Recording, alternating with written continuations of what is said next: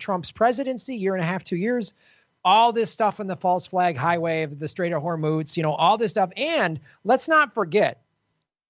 So when the pandemic hit, we kept our sanctions on Iran. We actually made their COVID situation worse, which isn't like tough military strategy. That's not good for the whole world.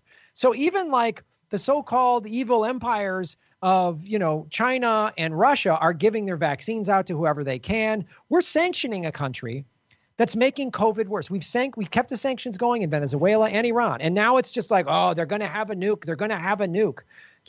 North Korea, like there's always some boogeyman lurking around the corner. As I said in a previous thing, they got to keep us divided, distracted, and afraid. And I said this on my show. I know you said this on your show. When the minute Biden was declared winner, I go, he's going to be at war with Iran within his first year. Done. I mean, there's no two ways about it. He's got all these Clinton and Obama people in his cabinet, and of course, what does the mainstream media do, including like Democracy Now? Oh, first black man, Secretary of Defense. Oh, they forgot to mention he's on Raytheon's board of directors.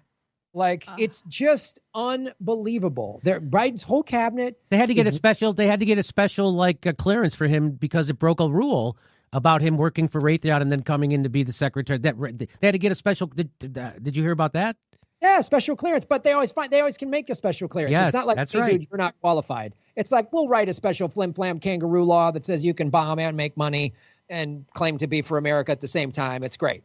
So it's just preposterous. And, as you've talked about on your show and the live shows we've done together, we show that Anthony Bourdain clip where he talks about the Persian people are nice and kind. And these are people we're talking about. These are people. And Iran hasn't done 1/100th of the evil shit of you just demonstrated that the United States empire has done. And it's just the constant war machine. And we can't get $2,000 checks, but boy, we always got money for war, and now it's got to be Iran. That's the thing about, that was what, for me, I was such a big Sam Harris fan, right? Because I loved what stuff he said about religion. He was always right on, and he was even funny.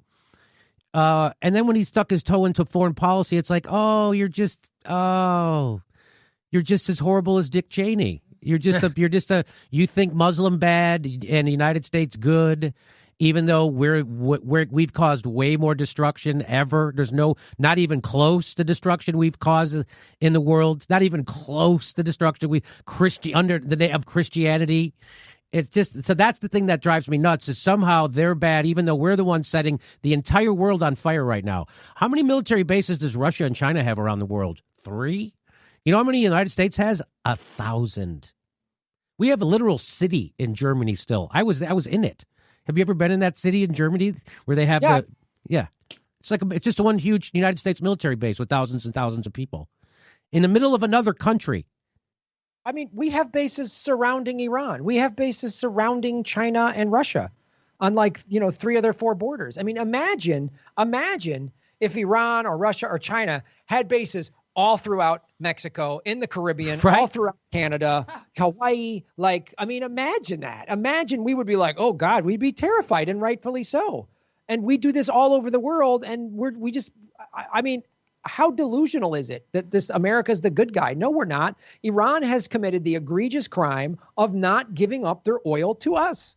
And that's what this is all about. That's what it's all about. And by the way, they put the first thing Joe Biden did too was get some money going to Venezuela, to overthrow Venezuela.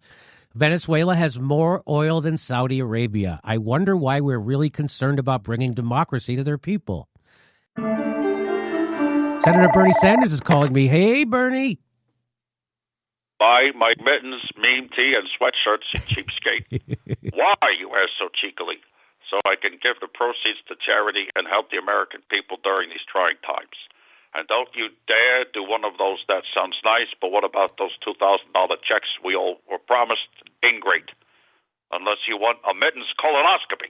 Hey, well, that sounds nice, but what about those $2,000 checks you all promised? Oh, God, this fucking never ends. Well, don't you worry.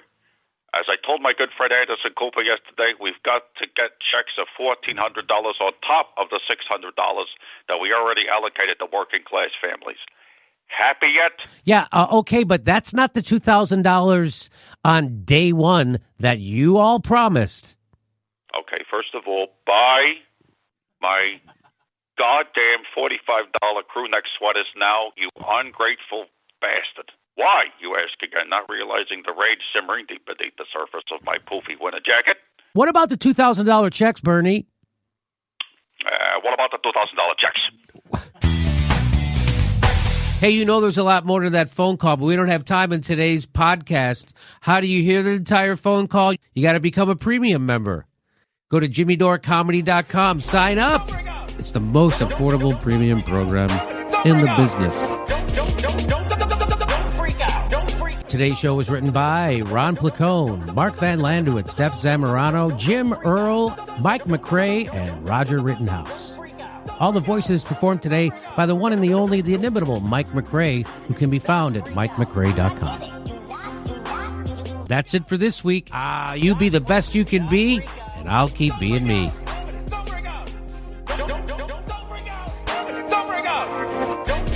Don't